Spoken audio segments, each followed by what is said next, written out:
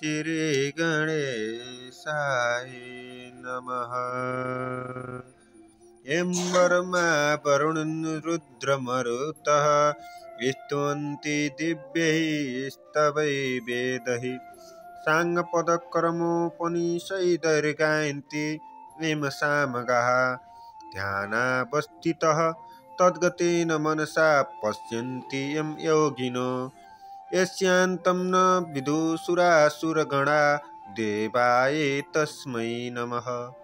श्रीमच्चन्दन चर्चितो ज्वललोपुः शुक्लाम्बरा मल्लिका मालालङ्कृतकुण्डला परवीलसन्मुक्तावली शोभिता सर्वज्ञाननिदानपुस्तकधरा रुद्राक्षे मालाकरा वाग्देवी वदनाम्बुजे वसतु मे त्रैलोके माता चिरम्। मुखं करोति वाचालं पङ्गुं लङ्घयते गिरिं यत्कृपातमहं वन्दे परमानन्दमाधवं। नमो भगवते तस्मै व्यासाय मिततेजसे यस्य प्रसादत वक्ष्यामि नारायणकथामिमाम्। नारायणं नमस्कृत्य नरं चैव नरोत्तमं देवीं सरस्वतीं व्यासं ततो जयमुदीरये। श्री स्वस्तानि मातलये कोटि कोटि प्रणाम। अथ अष्टादशो अध्याय नागिनी व्रत कृत उपाख्यान। कुमारती आज्ञा गर्नुहुन्छ हे अगस्त्य मुनि। त्यसपछि महादेवले विष्णुलाई बिदा दे जालन्धरसित युद्ध गर्न लाग्नुभयो। महादेव र जालन्धरको भयङ्कर सङ्ग्राम भयो। वृन्दाको पतिव्रता धर्म विष्णुले हरण गरिसकेका हुनाले जालन्धर शक्ति क्षीण भई महादेवसित युद्ध गर्न नसके आकाशमा गएर माया युद्ध गर्न लाग्यो। महादेव पनि आकाशमै गएर युद्ध गर्न लाग्नुभयो। त्यसपछि जालन्धरको शक्ति क्षीण भएको जानी विष्णुले वृन्दाको सत्य डगाइसकेछन् भन्ने ठानी तेजिलो त्रिशूलले तिनै नेत्रबाट अग्निको ज्वाला निकाली क्रोधपूर्वक जालन्धरको छातीमा प्रहार गर्नुभयो। त्यस त्रिशूलको चोटले जालन्धर मरी अन्तपुरको चोकमा ठुलो शब्द गरेर पछारियो। त्यो चर्को शब्द सुनि वृन्दाले के को शब्द हो भनी हेर्न जाँदा आफ्नै स्वामी जालन्धर मरेको देखि अनेक प्रकारले विलाप गर्दै रुन लागिन्। हे स्वामी, मलाई यस्तो अवस्थामा एक्लै पारेर कहाँ जानुभयो? पापिष्ट विष्णुले छल गर्दा तपाईँको यो गति भयो र मेरो यो अवस्था भयो। तपाईँ बिना म प्राण राख्न सक्दिनँ। तपाईँ जहाँ जानुभयो म पनि उही जान्छु भन्दै केश पिँजाइ विष्णुको मुखमा हेरेर भन्न लागिन्। हे पापिष्ट विष्णु, तिमीले छली मेरो पतिव्रता धर्म नष्ट गरिदिनाले मेरा स्वामीको यो गति भयो। अब म तिमीलाई श्राप दिन्छु। झार हुनु परोस्, घाँस हुनु परोस्, कल्पवृक्ष भएर रहनु परोस्, ढुङ्गा भएर रहनु परोस्, यति 4 थोक श्राप दिई भने आफ्ना स्वामीसित सती गई वृन्दाले देह त्यागिन्। हे अगस्त्य मुनि, पतिव्रताको श्राप विष्णुलाई लाग्यो र झार हुनु परोस् भनेकोमा तुलसी भएर रहनु पर्यो, घाँस हुनु परोस् भनेकोमा कुश भएर रहनु पर्यो, कल्पवृक्ष हुनु परोस् भनेकोमा पिपल भएर रहनु पर्यो, ढुङ्गा हुनु परोस् भनेकोमा शालिग्राम भएर रहनु पर्यो। यसैले तुलसी, कुश, पिपल र शालिग्राम नारायण रूप हुन् भनेर सबैले पूजा गरेको कारण यही हो। हे मुनि, पतिव्रता धर्म भनेको ठुलो धर्म हो। त्यसपछि वृन्दाको श्राप मोक्ष गर्न पृथ्वी तलमा जान्छु भनी विष्णु भगवान पृथ्वीमा शालिग्राम, तुलसी, कुश र पिपल भएर रहनुभयो। शालिग्राम महिमा। हे अगस्त्य मुनि, ढुङ्गा हुनु परोस् भन्ने वृन्दाको श्रापले नारायण विष्णु भगवान आफ्ना कुनै अंशले शाली नदीको बगरमा आएर शिला भएर रहनुभयो। तिनै शिलालाई मानिसहरू शालिग्राम भन्दछन्। हे अगस्त्य मुनि, जो जन सधैँ शालिग्राम स्वरूप नारायणको श्रद्धा भक्तिपूर्वक पूजा गर्ने गर्छन् अनि निरन्तर ओम नमो भगवते वासुदेवाय, यो 12 अक्षरी मन्त्र या ओम वासुदेवाय नमः यो 8 अक्षरी मन्त्र जपिरहन्छन् या दिनौँ 108 पल्ट बिहान बिहान जप्ने गर्दछन्। त्यस्ताले मरेपछि यमलोक वा यमराजका दूतहरूलाई देख्दैनन्, किनकि ती भक्तहरू सरासर विष्णुलोक जान्छन्।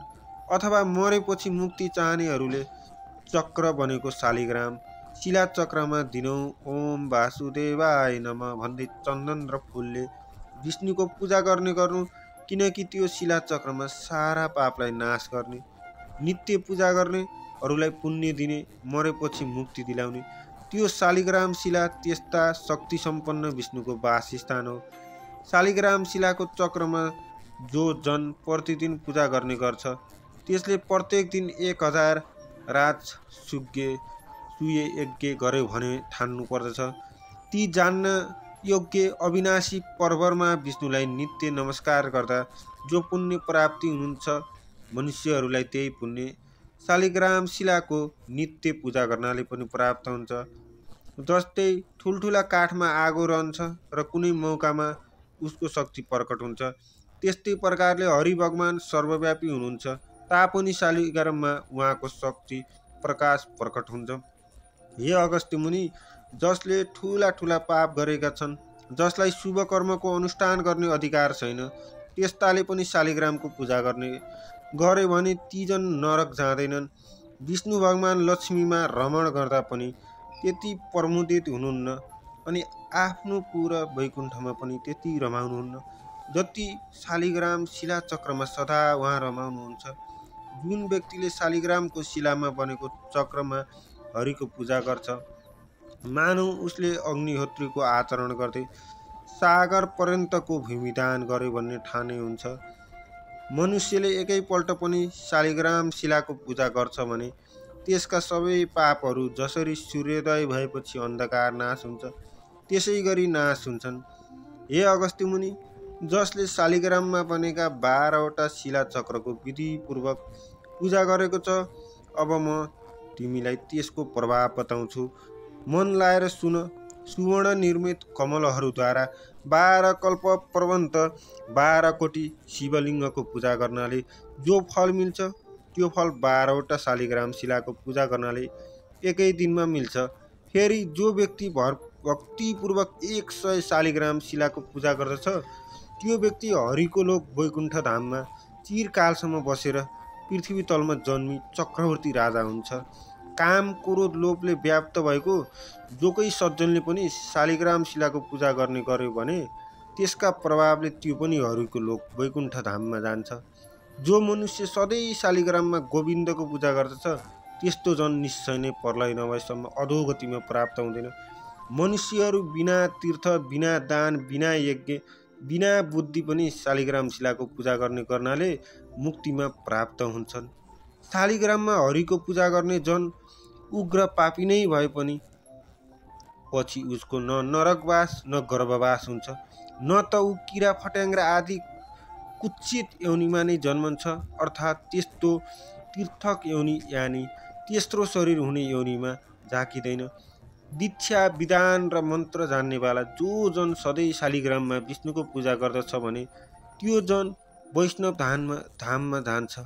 शालिग्राम शिलाको जलले जो आफूलाई अभिषेक गर्दछ, मानौ उसले सबै तीर्थहरूमा नुहाएको हुन्छ र सबै यज्ञहरूमा दीक्षित भएको हुन्छ।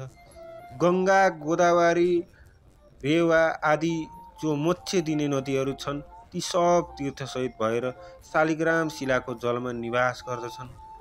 तसर्थ नाना प्रकारका नैवेद्यहरूले, फुलहरूले, दीपहरूले, चन्दनहरूले र स्तोत्र पाठ, बाजा गाजा, गीत आदिहरूले शालिग्राम शिलाको पूजा गर्नुपर्छ।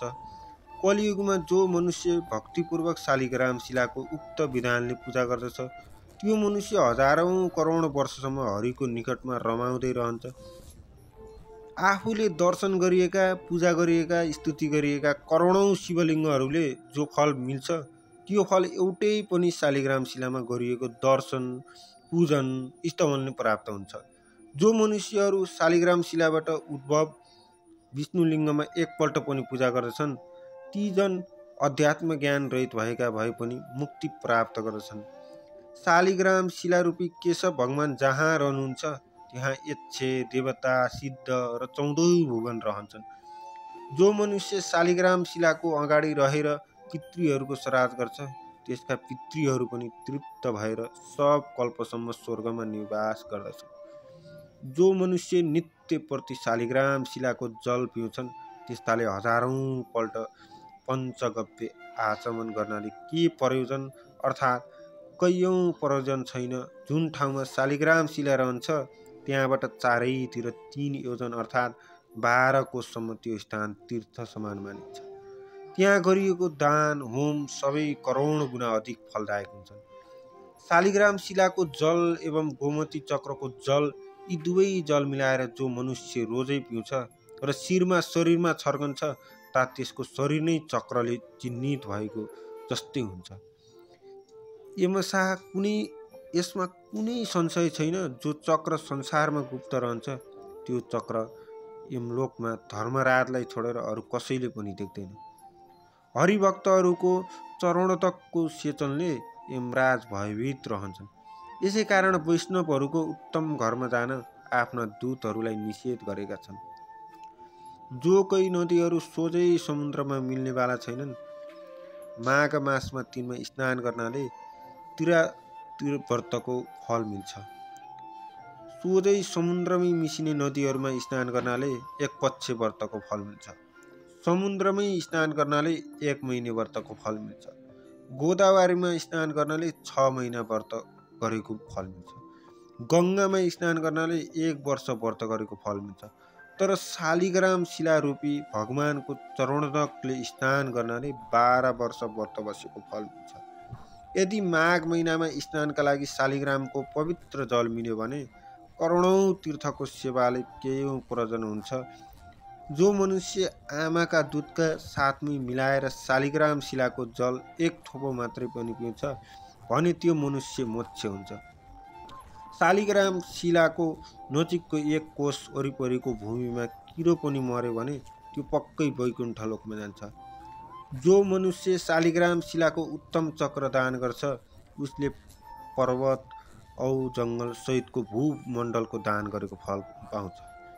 जो मन शालिग्राम शिलाको मोल ल्याउँछ, बेच्छ अथवा बेच्ने राय दिन्छ अथवा जो मनुष्य उसको जाँचबुझ गर्छ ती सबै नै मरेपछि प्रलयपर्यन्त नरकमा झाकिन्छन्।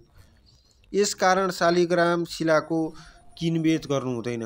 पापसँग डराउने मान्छेहरूले सधैँभरि सारा पाप नाश गर्ने वासुदेव भगवानको स्मरण गर्नुपर्छ। इन्द्रिय दमनपूर्वक घोर जङ्गलमा तपस्या गर्नाले मनुष्य जुन फल पाउँछ त्यो फल गरुडध्वज विष्णुको स्मरण गर्नाले पाउँछ। अज्ञानले वशीभूत भएर जानी नजानी धेरै प्रकारको पाप गर्ने मनुष्यले पनि सारा पाप हर्ने हरिलाई सम्झेर नमस्कार गर्यो भने त्यो जन नरक जाँदैन। पृथ्वीमा जति तीर्थ छन् अनि जति पुण्य स्थानहरू छन् विष्णुको नामको कीर्तनले नै ती सबैमा गरिएको पुण्य फल प्राप्ति हुन्छ।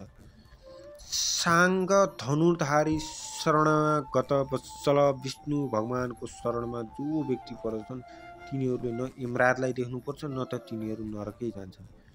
नारी जातिहरू त धोका दिई झुक्क्याई परनारीको सतीत्व डगाउने विष्णुको त्यो भडुवा अंश नै शालिग्राम भएको हो।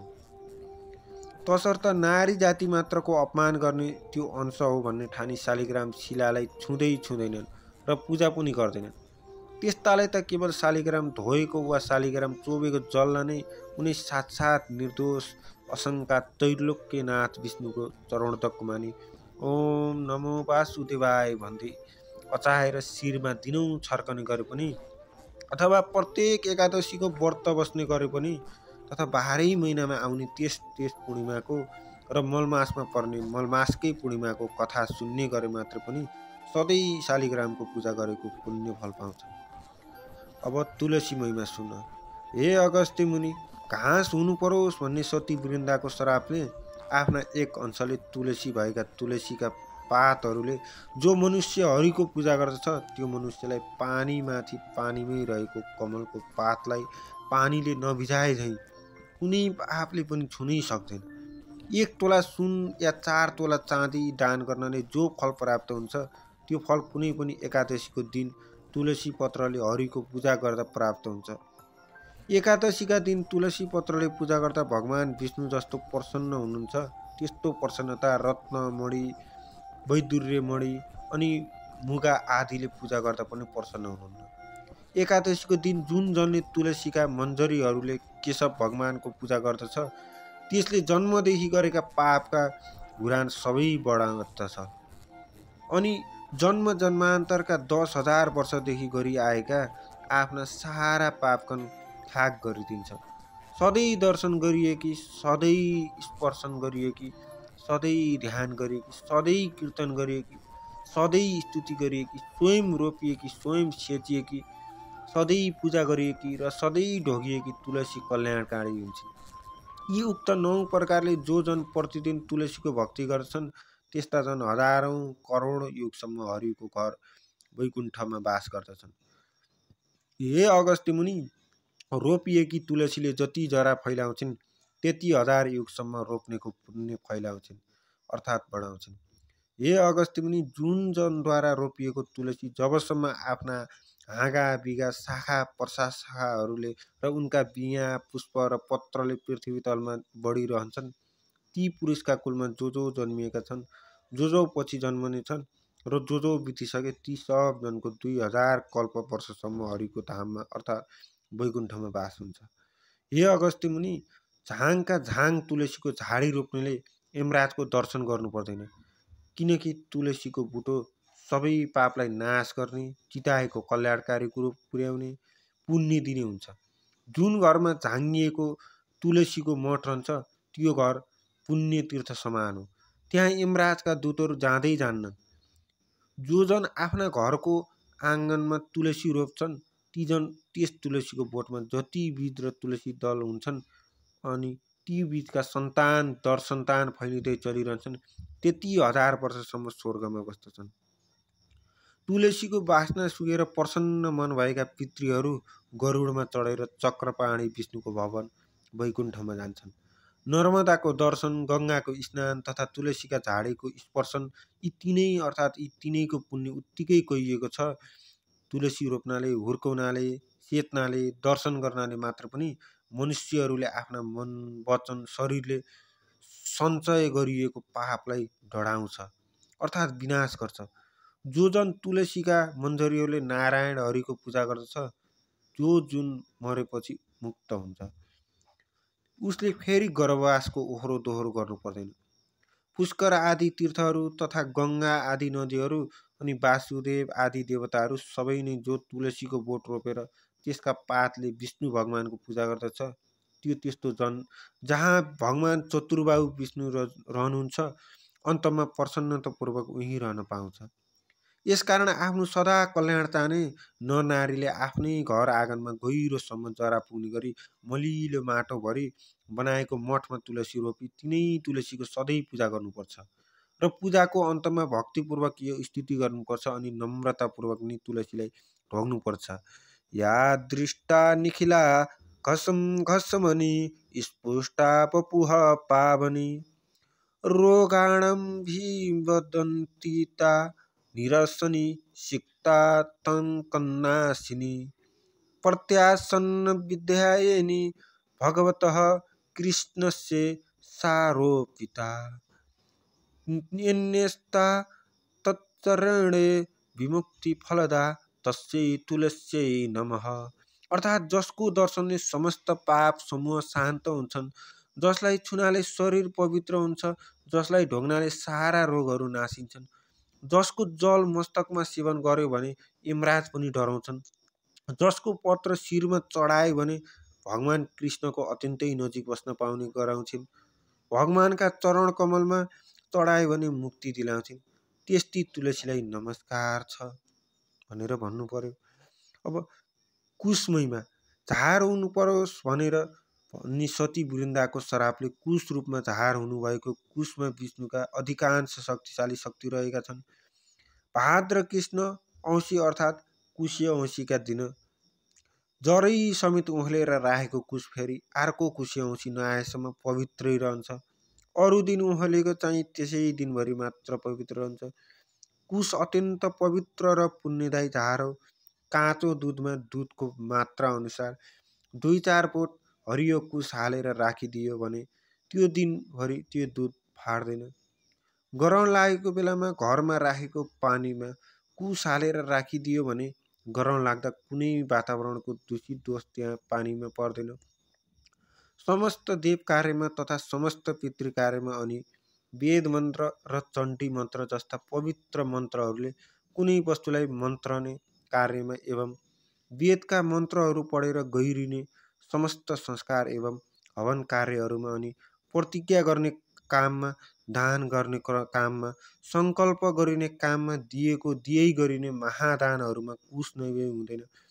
तिल, जौँ, तल यी 3 शक्तिसहितका ब्रह्मा विष्णु महेश्वर 3 टुक्रा कुश हातमा लिएर गरिएको समर्पण कार्य उसैले वा उसका सन्तानले फर्कायो वा खोस्यो भने त्यस्तो खोज्ने जनको अप्ताली नै पर्छ वा दुर्गति हुन्छ।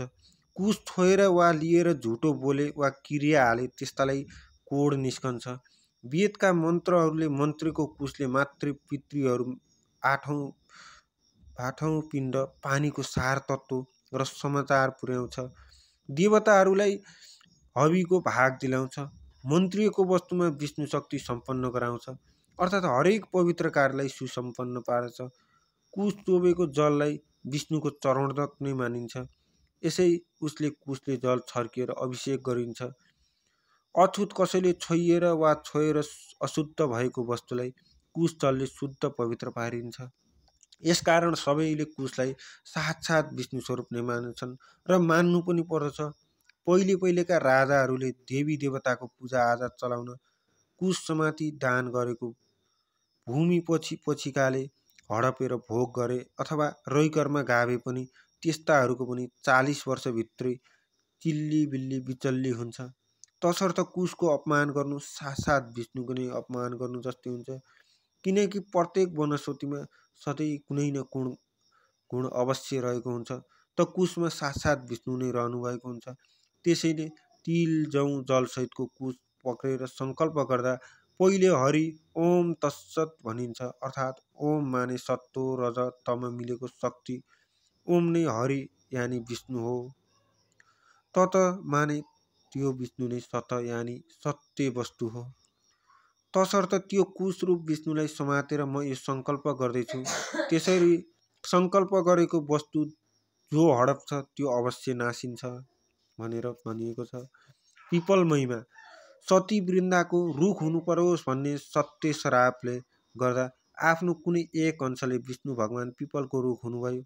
तसर्थ पिपलको रुखलाई मान्छेहरू साक्षात् विष्णु रूप जस्तै ठानेर नर वा नारी सबैले प्रयत्नपूर्वक प्रत्येक शनिश्चरबार मात्र पूजा गर्ने गरून्। जीवनमा बार बार नसके पनि एकपल्ट त शनिबारको दिन पारेर यथाशक्ति गरी पिपलको प्रदक्षिणा 1 लाख अवश्य पुर्याउनु। पिपलको फल पाकेको महिनामा बन्ध्या नारीले यदि शनिबारको दिन पारे पिपलको रुखमुनि विधिपूर्वक राधा दामोदरको यानि लक्ष्मी नारायणको पूजा गरून् र राधा दामोदरको स्वरूप मानेर ब्राह्मण दम्पतिलाई श्रद्धा भक्तिपूर्वक यथेष्ट भोजन गराई दक्षिणा दिइसकेपछि नबोलिकन एकदम मौनतापूर्वक आफू पनि भोजन गरून्। त्यसपछि आउने कुनै दिन पनि पर सरेको चौथो रात बितेको भोलिपल्टको दिनमा गाईको दुधमा पिपलका पाकेका फल 2 तोला जतिको खिर पकाएर त्यो खिर मात्र खाउन् त एकदम बन्ध्या नारी पनि छोरै पाउने गरी सिधा अङ्ग प्रत्यङ्गका पति सम्मुखले गर्भिणी हुन्छ भने अरू छोरी मात्र पाउनेको त कुरै छैन। त्यस्तै प्रति शनिबार पिपलको पूजा गरेर फलामको दक्षिणा चढाउनाले 7.5 शनि दशा हुनेलाई शनिश्वरले पिट्दैनन्। अनि पिपलको पूजन, दर्शन, स्पर्शन, प्रदक्षिणा यी सबै शनिश्वरबाट मात्रै गर्नुपर्छ। किनकि पिपलको रुखमा मात्रै शनिश्वरले टिक्ने ठाउँ पाएकाले अरू बार गर्यो भने शनि रिसाउँछ र त्यो पूजन आदि गर्ने मनुष्य सदा महादरिद्र रहन्छ। किनकि पिपलको वृक्षमा शनिश्वरको पनि वास छ र अरू भूत प्रेत पिशाच राक्षस साकिनी डाकिनी आदिको वास पनि छ। तिनीहरूलाई त्यहाँ बस्नका लागि भगवान विष्णुले नै अभय दान दिनुभएको छ। यसैले पिपलको बोट नजिकैको घरमा पिसाबदेखि डराउने पितृहरू जाँदैनन्।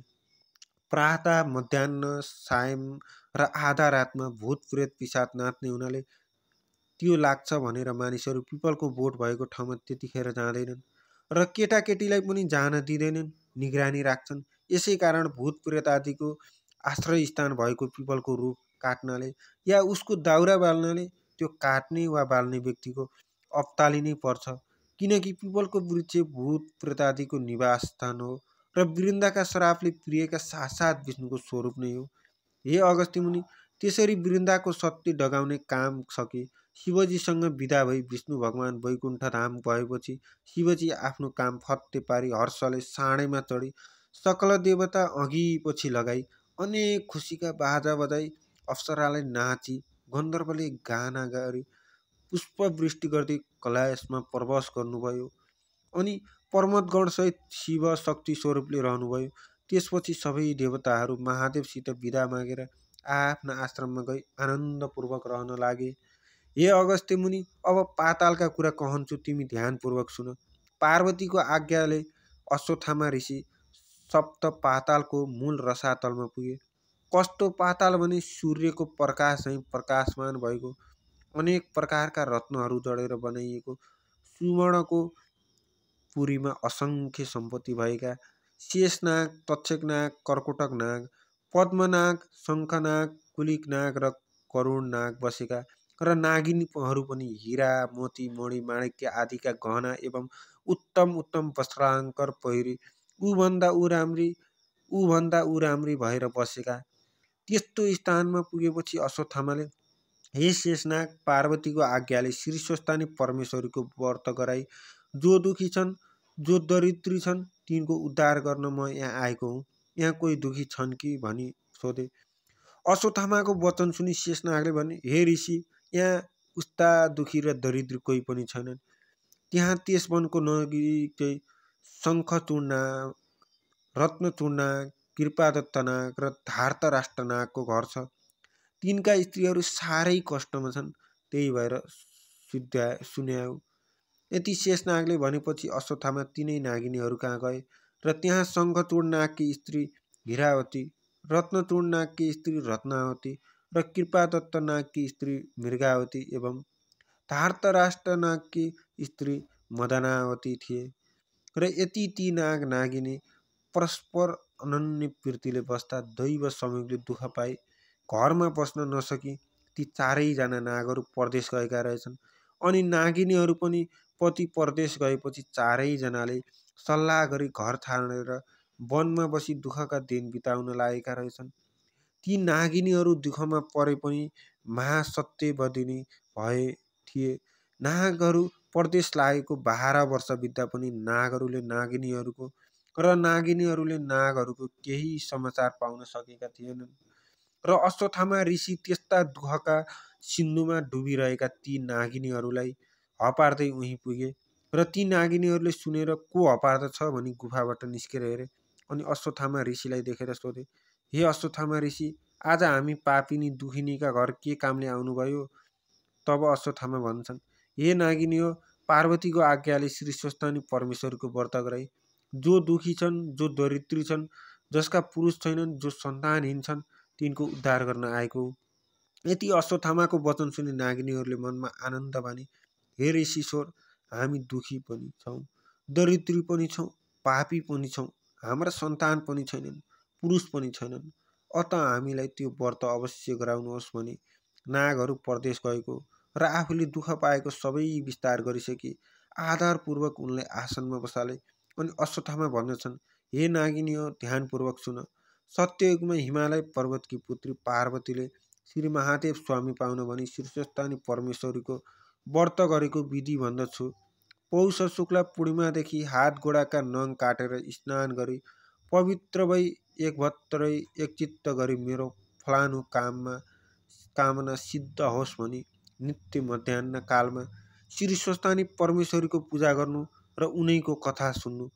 माघ शुक्ल पूर्णिमाको दिन 108 रोटी, 108 अक्षता, 108 बेली पुष्प, 108 यज्ञ सूत्र र 108 पान र 108 कुडका सुपारी जौँ तिल फलफुल आदि सबै 108 सगुन समेत नाना उपचार तयार पारेर आरसीमा ओमकार लेखी गङ्गा जलले स्नान गराउनु र श्रीखण्ड रक्तचन्दन सिन्दुर अबुर पुष्पमाला चढाई धूप दीप नैवेद्य वस्त्र भेटी अर्पण गर्नु। यसरी पूजा सकेर अर्घ दिनु अनि प्रसाद झिकेर अष्टोत्तर 100मा 8 रोटी 8 अचेता 8 पुष्प 8 पान 8 कुलका सुपारी सगुन समेत आफ्ना पुरुषलाई दिनु। पुरुष नभए छोरालाई र छोरा नभए मित छोरालाई तथा मित छोरा पनि नभए मेरो फलानु कामना पूर्ण होस् भनेर गङ्गामा बगाउनु र 100 रोटी आफूले फलाहार गर्नु अनि रात्रिमा जागराम बस्नु। यति गरेपछि तिमीहरूको दुःख नाश होला, यसमा अन्यथा नमाने। यति अश्वत्थामाले भनेको सुनि नागिनीहरू खुसी भई भन्न लागे, हे अश्वत्थामा ऋषि, हामी स्त्री जातिलाई त्यस्तो ज्ञान कहाँबाट प्राप्त हुनु? तपाईँ बसेर त्यो व्रत गराई हामी अभागिनीहरूको उद्धार गरिदिनुहोस्। यति भनी ऋषिलाई सम्मानपूर्वक घर लगेर बसाइराखे। त्यसपछि पौष शुक्ल पूर्णिमा आयो र विधिपूर्वक व्रत आरम्भ गराई। महिना दिन पुगेपछि माघ शुक्ल पूर्णिमाको दिन समस्त सामग्री तयार गराई स्वस्थानी परमेश्वरीको पूजा गराए र पूजा सकिएपछि अश्वत्थामा ऋषिले भने, हे नागिनी, अब अर्घ दिई जप पाठ ध्यान स्तुति गर। अनि नागिनीहरूले अञ्जली जोरी, हे ईश्वरी, हामी दुखियाहरूको पूजाले प्रसन्न भई यो दुःखको समुद्रबाट पार लगाउनुहोस् भनेर स्तुति गर्दा गर्दै पूर्व दिशाबाट 1000 सूर्यको जस्तै तेज भएकी शीर्षस्थानी परमेश्वरी प्रकट भएर दर्शन दिए। हे नागिनी, तिमीहरूको श्रद्धा भक्तिले म अत्यन्त प्रसन्न भए, वरदान माग भन्नुभयो। अनि ती नागिनीहरूले बिन्ती गरे, हे ईश्वरी, हामी दुखिनीहरूको दुःख हरण होस्, हाम्रा स्वामीहरू चाँडै आइपुगुन् भनी वर मागे। अनि ईश्वरीले तथास्तु भनी वरदान दिइन्।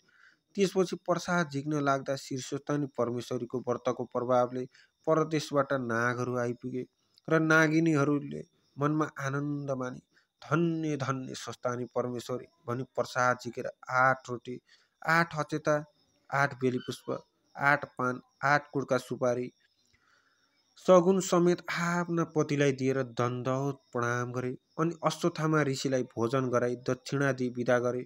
त्यसै दिनदेखि ती नाग नागिनीहरू असङ्ख्य सम्पत्ति पाएर आनन्दले रहँदा भए। इति श्री स्कन्द पुराणे केदारखण्डे वागमात्म्ये कुमार अगस्त्ये संवादे श्री स्वस्थानी परमेश्वर्याय व्रतकथायं नागिनी व्रत करणं नाम 18 अध्याये। अथ 19 अध्याये।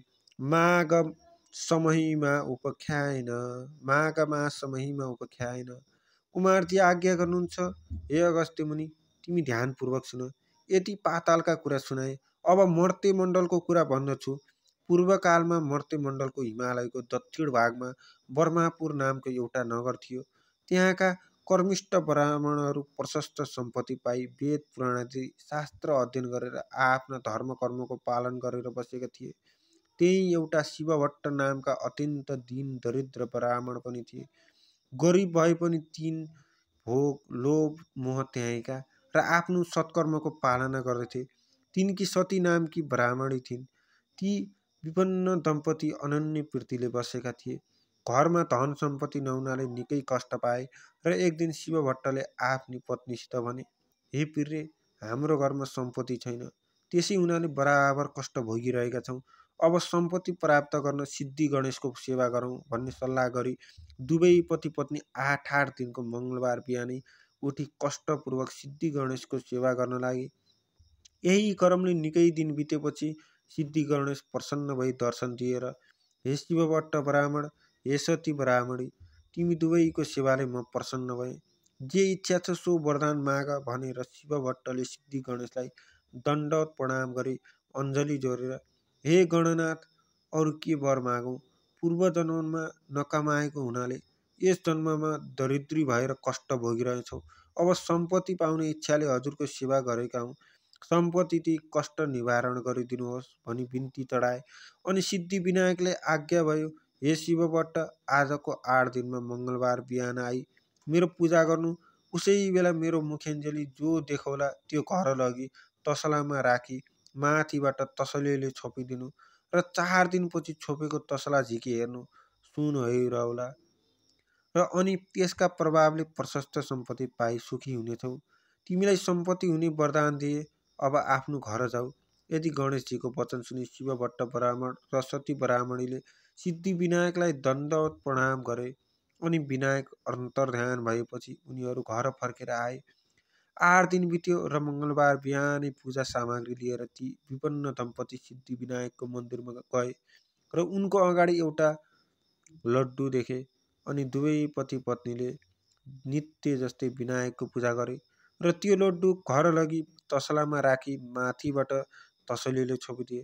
4 दिनपछि छोपेको तसला झिकी हेर्दा सुनको लड्डु भइरहेको देखि प्रसन्न भएर सुरक्षित गरी राखे। उसै दिनदेखि शिवभट्ट ब्राह्मण उसै सुनका प्रभावले असङ्ख्य सम्पत्ति पाई सुखी भए। 10 घर डोली भिक्षा मागेर खाने शिवभट्टले सम्पत्ति पाएपछि एक दिन आफ्नी स्त्रीसित भने, हे सती, पूर्व जन्ममा दान धर्म गर्न नसकेकोले यस जन्ममा कष्ट भोग्यो। अब सिद्धि विनायकको कृपाले सम्पत्ति भयो। अब यस जन्ममा दान धर्म नगरे अर्को जन्ममा फेरि दरिद्री भई कष्ट पाउनेछौँ। अत दान धर्म गरौँ भनी दुवै पति पत्नी नित्य नारायणी गङ्गा स्नान गरी उही हरिहरको पूजा गरेर सुवर्णादि अनेक वस्तु द्रव्य दान गरेर घर आउँथे र यसै दानका तानमा उनले विष्णुको मन्दिर बनाए, शिवको मन्दिर तयार गराए, सिद्धि विनायकको मन्दिरलाई जगमग तुल्याए, धेरै नै बडा बडा पोखरी खनाए र वापीहरू इनारहरू खनाए। बरका पिपलका पाकडका समीका आँपका कटहरका बडरका कटुसका ओखरका डुम्रीका खस्त्रताका कागतीका लिचीका पेडारका बगैँचा लगाए। ठाउँ ठाउँमा नाना भाँतीका फुलका फुलबारी सजाए। गरिब गुरुवाहरूलाई दान दिन भरिभरि धेरै धेरै अन्न बाँडे। जताततै राम्रा राम्रा पाटी पौवा सतल चौतारा बनाए। बाटा बाटामा अनेक गौशालाहरू रपाए र त्यही पौशालाका नजिक छायादार पाकडका चौपाका रुखहरू रोपाए। ती वृक्षका फेदमा बिसाउन चौतारा चिमाए र घौपटका वरिपरि साधु सन्त फक्कड तीर्थयात्रीहरूलाई बास बस्न धर्मशाला बनाइदिए। अनेक कुटीहरू बनाए। तीर्थयात्रीहरूका लागि शरदार्थ खोलिदिए र पाठशाला खोलेर विद्यार्थीहरूलाई पढाउनका लागि गुरु तथा बस्नका लागि छात्रावास पनि अनि खानाका लागि भोजनालयको व्यवस्था गरे र त्यस्तै अरू पनि अनेक दान धर्मका कार्य गरे। त्यसरी दान धर्म गर्नाले शिवभट्ट ब्राह्मणको सम्पत्ति झन झन बढ्दै गयो। त्यो देखेर एक दिन शिवभट्टले आफ्नी पत्नीसित भने, हे स्त्री, सम्पत्ति मात्र भएर के गर्ने? हामी वृद्ध भयौँ, हाम्रा सन्तान छैनन्, पछि यो सम्पत्तिको रक्षा को गरिदेला? अत सन्तानको निम्ति फेरि सिद्धि विनायकको सेवा गरौँ। यस्तो सल्लाह गरेर अघि जस्तै 8 दिनमा मङ्गलबार बिना सिद्धि विनायकको सेवा गर्न लागे र तिनका निष्कपट सेवादारले विनायक प्रसन्न भई दर्शन दिएर, हे शिवभट्ट ब्राह्मण, तिम्रो सेवाले म प्रसन्न भए, वरदान माग भन्नुभयो र त्यस्तो कृपा सुनि शिवभट्ट र सतीले अञ्जली जोरी बिन्ती गरे, हे गणनाथ, हजुरका कृपाले सम्पत्ति पायौँ तर सन्तान छैनन्, त्यो सम्पत्तिको रक्षा पछि कसले गरिदेला? अत सन्तान पनि दिनुहोस्। तिनको यस्तो प्रार्थना सुनि सिद्धि विनायकले आज्ञा भयो, हे शिवभट्ट, सन्तान पाउनका लागि तिमीले 3 वर्षसम्म लगालग माघ स्नान गर्नुपर्छ अनि मात्र तिमीलाई म सन्तान दिन सक्छु। मकर राशिमा सूर्य सरेको दिनदेखि त्यस राशिमा सूर्य रहेसम्मका 30 दिनलाई माघ महिना भन्दछन् र ती 30 दिनमा गरिने नियमपूर्वकको नित्य स्नानलाई नै माघ स्नान या मकर स्नान भन्दछन्। जस्तै प्रत्येक दिन सूर्य उदाउँदा रातभरि चिसिएको वातावरणमा पूर्वतिरबाट आइरहेका सूर्यका ताता किरण मिसिएर उत्पन्न भएको ओसिलो तुवालोले छेकिएर सूर्य राता देखिन्जेलसम्मको चिसो तातो मिसिएको वातावरणीय समय अति पुण्यदायी र स्वास्थ्यवर्धक हुन्छ। त्यस्तै सूर्य दक्षिणयान भएका बेलाको अन्तिम चिसो वातावरणबाट सूर्य उत्तरायणतिर सर्दाको तातो वातावरण प्रारम्भ हुँदा चिसोमा बढ्दो तातो मिसिँदै गएको माघ महिना पनि अति पुण्यदायी हुन्छ। अरू प्रत्येक राशिमा सूर्य सर्दा प्रकृतिका भिन्न भिन्न वस्तुहरूमा सूर्यका भिन्न भिन्न प्रभाव परे झैँ मकर राशिमा सूर्य सर्दा सूर्यको पुण्यदायी प्रभाव पानीमा परेको हुन्छ। यसैले माघ महिनाको माघ स्नान, माघदान अनि पुण्यदायी हुन्छ। त्यस पुण्यले चिताएको चिज पुर्याउँछ। जस्तो ग्रहहरूमा सूर्य सर्वश्रेष्ठ छ अनि नक्षत्रहरूमा चन्द्रमा सर्वश्रेष्ठ छ, त्यस्तै महिनाहरूमा माघ अति श्रेष्ठ छ।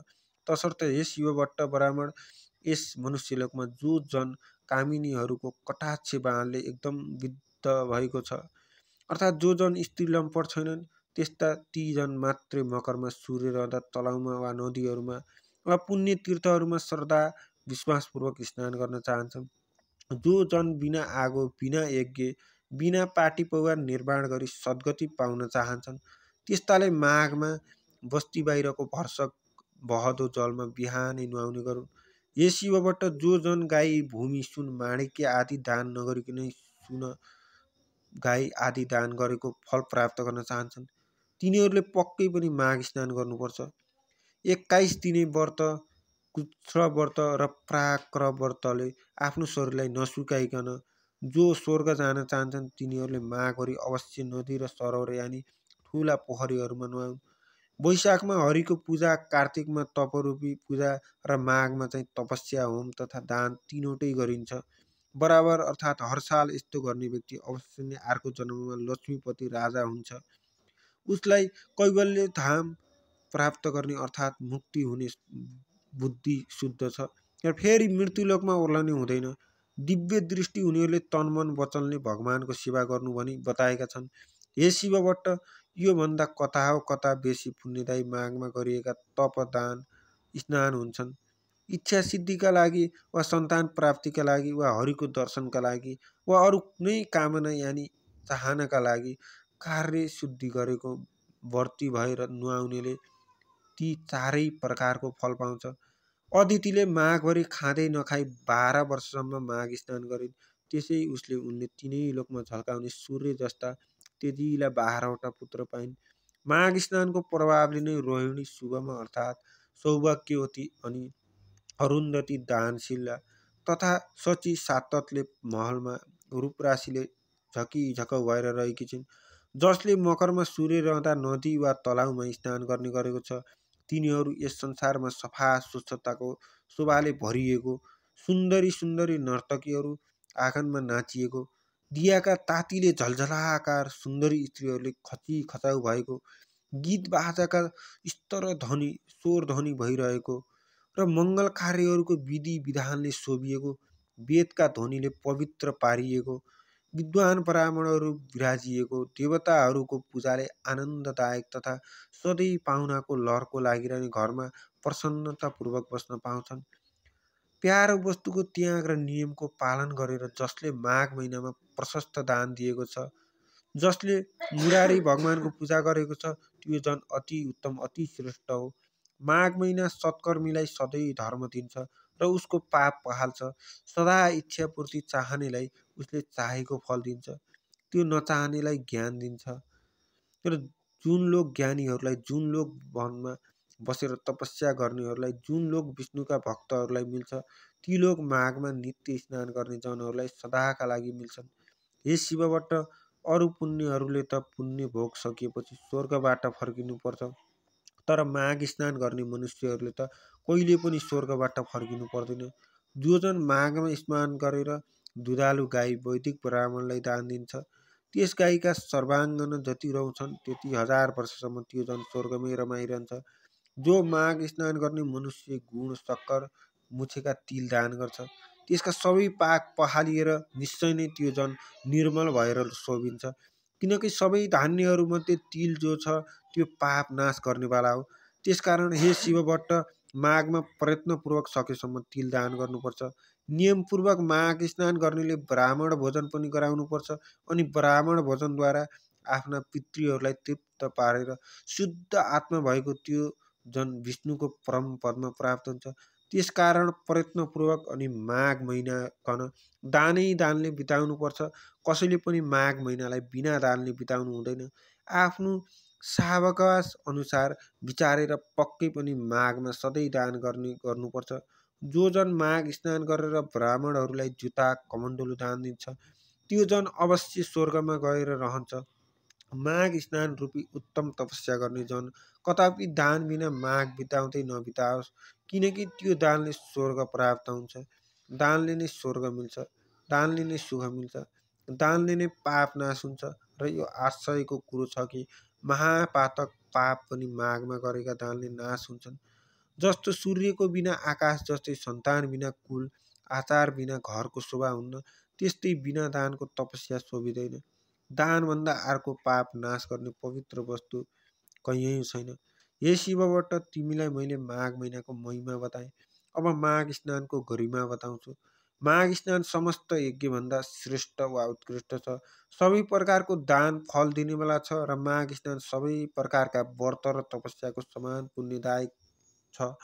र माघ स्नानको प्रभावले अति शुद्ध मन भएको मानिसहरू पितृकुल, मातृकुल सबै कुलका पितृहरूलाई स्वर्गमा थन्काएर अनि उज्जवल उज्जवल चेहरा भएका आफूहरू चाहिँ अत्यन्त राम्रा, जता चिताए उतै चल्ने श्रेष्ठ विमानहरू चढेर स्वर्ग जान्छन्।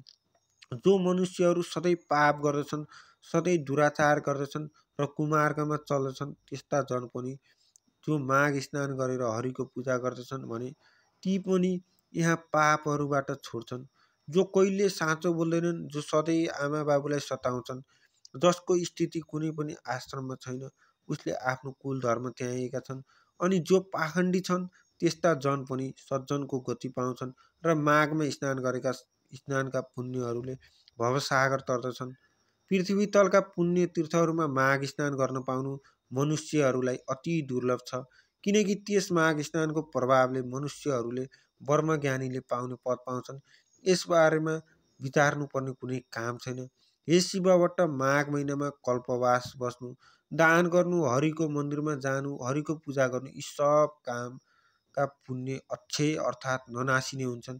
त्यसकारण यथाशक्ति यानि सावकाश अनुसार मनुष्यहरूले प्रयत्नपूर्वक माघ स्नान गरेर लुगा भरभराउँदो मकल, सुवर्ण आदि दान गर्नुपर्छ। माघमा जो अन्न दान गर्छ उसलाई देवलोकमा अमृत पान गर्न मिल्छ। जो सुन दान गर्छ उसले इन्द्रको समीपमा बस्न पाउँछ। दियो, अग्नि अर्थात् सल्काएको मकल, सुन्दर वस्त्र दान गर्ने मनुष्य सधैँ तेजस्वी भएर सूर्यलोकमा बस्न पाउँछ। योग्यहरूले उत्तम उत्तम दानहरूले, उज्जवल समस्याहरूले, ब्रह्मचार्यको धारणले, शुभ योगमा गरिएको पूजाले पापीहरू यस लोकमा त्यति शुद्ध हुँदैनन् जति पुण्य तीर्थहरूमा माघ महिनामा गरिएका स्नानले शुद्ध हुन्छन्। जो मनुष्य माघ महिनामा आधा सूर्य उदाएको बेलामा पुण्य तीर्थहरूमा स्नान गर्छन्, तिनीहरू पाप गर्ने नै भए पनि तिनले नरकमा दुःख समूहको सन्ताप अनि सही नसक्नुको यातना भोग्न जानु पर्दैन। जो जन माघ महिनामा नुहाएर विष्णुको पूजा गर्दछन्, ती जन स्वर्ग भोग सकिएर फेरि पृथ्वी तलमा फर्केपछि कल्याणमूर्ति, राम्रा भाग्यमानी, प्रिय बोल्ने, धर्मात्मा, धनाढ्य, सताही राजा हुन्छन्। डङ्केको आगोमा हालेको काठ समूह जसरी तुरुन्त भस्मावेश हुन्छन्, त्यस्तै गरी माघ स्नानले सानो या ठुलो पापहरूको राशि बिलाउँछ। मनुष्यहरूले शरीरले, बाणीले, मनले पनि जानेर वा नजानेर जो पाप गरेको छ, त्यो पाप समूह पुण्य तीर्थमा गरेको माघ स्नानले हृदयमा झल्केका विष्णुले अज्ञान नाशे चाहिँ सबै डर्दछन् अर्थात् नासिन्छन्। यदि कुनै मनुष्य आफूले गरेका पाप समूहको भोग भोगिरहेको छ र समयवश पनि कुनै बेला कुनै पुण्य तीर्थमा एकाएक पुगेर त्यस मनुष्यले माघ स्नान अचानकै गरियो भने पनि तुरुन्तै त्यसको त्यो पाप समूह नाश भइहाल्छ। यसबारे तिमी आफ्नो मनमा कति पनि संशय नल्याऊ। हे शिवबाट विशेष गरेर त्यो कर्मभूमि भारतवर्षको पुण्यभूमि आर्यवर्तमा अर्थात् 750 कोश पूर्व पश्चिम लामो हिमालय र त्यस्तै 500 कोश लामो विन्ध्याचलको बीचको भूमिमा रही माघ स्नान नगर्ने मनुष्यहरूको जन्म बेकारको कहिएको छ। जस्तै सूर्य बिनाको आकाश, चन्द्रमा बिनाको नक्षत्र र मण्डल शोभित हुँदैन, त्यस्तै हे शिवबाट बिना माघ स्नानको सत्कर्म शोभित हुँदैन। माघ स्नान मात्रले पनि जस्तो केशव भगवान प्रसन्न हुनुहुन्छ, अरू व्रत दान तपस्याले हरि भगवान त्यस्तो प्रसन्न हुनुहुन्न। जस्तै सूर्यको तेज जस्तो तेज अरू कुनै तेज छैन, त्यस्तै माघ स्नानको बराबर अरू कुनै यज्ञ एकादि क्रिया छैन। तसर्थ वासुदेवलाई प्रसन्न पार्नका लागि, सारा पापहरूलाई हटाउनका लागि र अन्तमा स्वर्ग प्राप्तिका लागि मानिस माघ स्नान गर्न गरोस्। खुब स्याहार गरिएको, हिष्टपिष्ट बोलियो तर माघ स्नान नगरेको अशुद्ध र अनित्य नित्य शरीरले के हुन्छ र? हड्डीहरूको ढाँचा, नसाहरूले कसिएको, मासुले लिपिएको, छालाले मडिएको, दुर्गन्धित भरिएको दिशा पिसाबको पात्र, बुढ्याई शोक विपत्तिले व्याप्त, रोगको घर, आतुर रगत बग्ने, क्षण भङ्गुर, सबै दोषको आश्रय, अर्काको उन्नतिले दुखी हुने, अर्काको द्रोह गर्ने, छुच्चो लोभी, चुगुरखोर, क्रूर, कृतज्ञ, घमण्डी, त्यस्तै क्षणिक अर्थात् कैयौँ दिन मात्रको, कहिल्यै तृष्णा पुरा नहुने, अद्भुत दुष्ट के अरे अद्भुत अनि के अद्भुत दुष्ट, तिनै दोष, कफ वा पित्त भरिएको, अपवित्र वस्तु निकाल्ने पुवाले युक्त, तिनै ताप, दैविक दैहिक भौतिकले मोहित, स्वभावैले अधर्ममा र सयौँ करोड तृष्णाले आकुल, काम, क्रोध, लोभ, यी नरकका द्वारले व्याप्त, परिणाममा किरा पर्ने, भस्म हुने वा कुकुरहरूको भोजन हुने यस्तो यो लाछी शरीर यदि माघ स्नान गरिएको छैन भने व्यर्थ छ। पानीमा फोका जस्तै, जन्तुमा पुतली वा धमिरा जस्तै ती माघ स्नान नगर्ने मनुष्यहरू केवल मर्नका लागि मात्र जन्मछन्। विष्णु भगवानलाई नमान्ने ब्राह्मण धिक्कार हो, जोगीहरूको श्राद्ध धिक्कार हो, ब्राह्मण नभएको ठाउँ धिक्कार हो, आचार नभएको कुल धिक्कार हो, घमण्डले युक्त धर्म धिक्कार हो र क्रोधले युक्त तपस्या धिक्कार हो, बिना दृढताको ज्ञान धिक्कार हो, अल्छीको शास्त्र धिक्कार हो र आफ्ना मान्यजनको श्रद्धा भक्ति नगर्ने नारी धिक्कार हो, त्यस्तै नै गुरुको सेवा नगर्ने ब्रह्मचारी धिक्कार हो, नदङ्केको आगोमा गरिएको होम धिक्कार हो, साक्षी बिनाको निर्दोषता धिक्कार हो र उपजीविका अर्थात् शरीर व्यापारले जीवन चलाउने कन्या धिक्कार हो, आफ्ना लागि मात्र पकाइएको भोजन धिक्कार हो, शूद्रका घरको भिक्षा यानि चन्दाले गरिएको यज्ञ धिक्कार हो, कुपणको धन धिक्कार हो, अभ्यास नगरिएको विद्या धिक्कार हो र प्रजासँग विरोध गर्ने राजा धिक्कार हो र जिउनका लागि गरिएको तीर्थ धिक्कार हो, केवल जीवन चलाउनका लागि गरिएको व्रत धिक्कार हो, झुटो तथा चगुलखोर बाणी धिक्कार हो, सन्देहास्पद मन्त्र जप धिक्कार हो र चञ्चलजितको वा अनन्य मनस्कको जप धिक्कार हो, अवैधिकलाई दिएको धन धिक्कार हो, ईश्वर नमान्ने नास्तिक जन धिक्कार हो, जो अश्रद्धाले गरिएको पारलौकिक अर्थात् परलोक सम्बन्धी काजक्रिया छ त्यो सब धिक्कार छ। हे शिव भट्ट, जस्तै यस मृत्युलोकमा दरिद्र मनुष्यहरूको जन्म धिक्कार छ, त्यस्तै नै अरू मनुष्यहरूको पनि माघ स्नान बिनाको जन्म धिक्कार छ। जो जन मकरमा सूर्य रहँदा सूर्य नहुँदाहुँदै भोरैमा स्नान गर्दैनन् त्यो जन पापबाट कसरी छुट्ला र कसरी स्वर्ग जाला? बाहुनमारा, सुनचोरुवा, जाँडरक्सी ढोकुवा, गुरुको खाटमा सुतुवा अनि पाँचौँ त्यस्ताको सङ्गत गरुवा जस्ता पापीले पनि प्रत्येक माघमा दिनौँ मकर स्नान गर्ने गर्नाले ऊ पाप रहित हुन्छ। माघ महिनामा सूर्य केही उदाएपछि जो नन पानीमा डुबुल्की मार्छन् ती चाहे ब्राह्मण हत्यारा हुन्, चाहे रक्सी कुट्किया हुन् वा महापतित हुन्, त्यस्तालाई पनि माघ स्नान पवित्र पार्छ। अरू सारा छिटपुट पापहरू, ठुला ठुला महापातक अर्थात् ब्रह्म हत्या, चोरी, मद्यपान, गुरु पत्नी गमन र यस्ताको संसर्ग रूप पाप पनि यी सबै नै माघ स्नान गर्ने मनुष्यको भस्मीभूत हुन्छन्। माघ स्नान महिना आउन लागेको बेलामा सारा पापहरू थरथर काप्न थाल्छन्। यदि कसैको बहँदो पानीमा माघ स्नान गर्यो भने तब उसका सारा पापहरू नासिन्छन्, हामी उसका शरीरबाट बाहिरिन्छौँ अनि हामीहरू कहाँ बस्ने? यो माघ महिना त हाम्रो नाशकाल हो भनी ठानेर माघ महिनामा स्नान गर्न लागेको मान्छेलाई देखेर दुखी हुन्छन्। माघ स्नानले पाप खारिएका उत्तम मनुष्यहरू आगो झैँ चहकिन्छन् र माघ स्नानले सारा पाप छुटेका मनुष्यहरू मेघबाट मुक्त भएको चन्द्रमा झैँ चम्कन्छन् र गिलो सुकेको सानो ठुलो वा बाणी मन कर्मले गरिएको सबै पापलाई माघ स्नानले नै आगोले समिधालाई झैँ डढाइदिन्छ। जो पाप देखा जाला भनेर प्रमादवश गरिएको छ र जो पाप जानेर वा नजानिकन गरेको छ ती सब पापहरू मकरमा सूर्य रहेको बेलामा गरेको माघ स्नानले नै नासिन्छन्। माघ स्नानले निष्पापीहरू स्वर्ग जान्छन्, पापीहरू पाप खारिएर पाप रहितका पवित्र हुन्छन्। हे शिव भट्ट, माघ स्नानका प्रभावले यी सब कुरा हुनमा कुनै सन्देह छैन। जसरी विष्णु भक्तिमा सबैको अधिकार छ उसै गरी माघ स्नान गर्नमा पनि सबैको अधिकार छ। माघ सबैलाई स्वर्ग दिने र सबैको पाप नाश गर्नेवाला हो। यही ठुलो मन्त्र हो र यो नै ठुलो तपस्या हो। यो माघ स्नान नै पाप निखार्ने अति उत्तम ठुलो प्रायश्चित्त हो र मनुष्यहरूको जन्मजन्मान्तरको अभ्यासले मात्र माघ स्नानमा श्रद्धा भक्ति हुन्छ। यस शिवबाट जसरी जन्म जन्मान्तरको अभ्यासले मात्र अध्यात्म ज्ञानको प्राप्ति हुन्छ, त्यसै गरी संसार रूपी हिलाको लेप पखाल्न निपुण यो श्रेष्ठ माघ स्नान पवित्रहरूलाई पनि अझ पवित्र पार्ने हो।